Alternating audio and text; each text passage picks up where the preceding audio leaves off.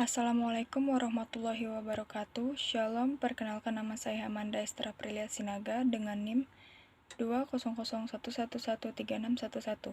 Baiklah, dalam video ini izinkan saya untuk memaparkan atau menceritakan tentang suatu fenomena yang sedang hangat diperbincangkan di kalangan masyarakat khususnya warga DKI Jakarta saat ini. Berikut cuplikan tayangannya.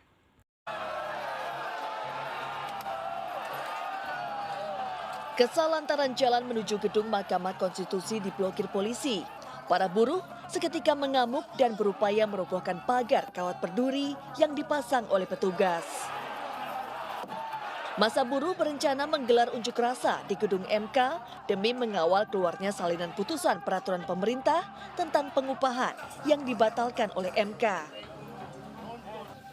Usai dari MK, para buruh melanjutkan aksinya ke Balai Kota DKI Jakarta.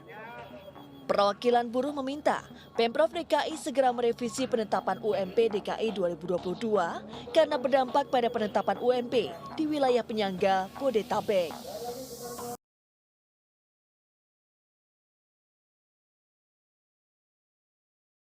Kita lihat, ada ribuan buruh menggelar unjuk rasa menolak UMP tahun 2022 yang telah ditetapkan oleh Pemprov DKI Jakarta yang hanya naik sebesar Rp43.000 saja. Unjuk rasa sempat diwarnai kericuhan saat massa buruh hendak masuk ke gedung MK yang tetap terhalang kawat berduri yang dipasang oleh aparat kepolisian. Demo buruh ini juga sempat diwarnai adu mulut dengan sejumlah pekerja lain yang menolak ikut aksi di kawasan industri Pulau Gadung, Jakarta Timur. Beruntung cekcok mulut dapat dilerai petugas.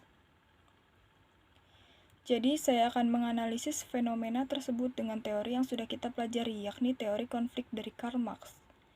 Teori yang digagas Marx ini berasumsi pada perbedaan kepentingan antar kelas dapat menghasilkan relasi sosial yang bersifat konfliktual.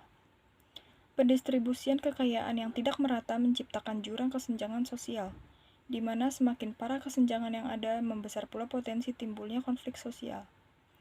Kelas sosial ini terbagi dalam dua kelompok, yakni borjuis dan proletar.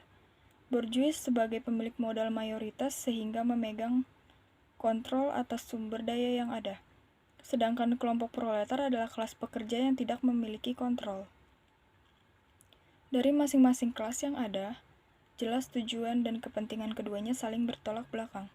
Lantaran keinginan kaum borjuis untuk mempertahankan atau menambah kekuasaan sama besarnya dengan keinginan proletar dalam mendistribusikan kekayaan secara merata. Ketika kedua kelompok ini terus mengalami pergesekan, lama-kelamaan akan pecah dan memicu revolusi. Terlebih dengan adanya kesadaran kelas ketika kaum proletar sadar bahwasanya mereka telah dieksploitasi. Itulah hasil analisis yang bisa saya paparkan. Semoga ilmu yang kita pelajari dapat bermanfaat untuk kedepannya. Sekian dari saya, terima kasih.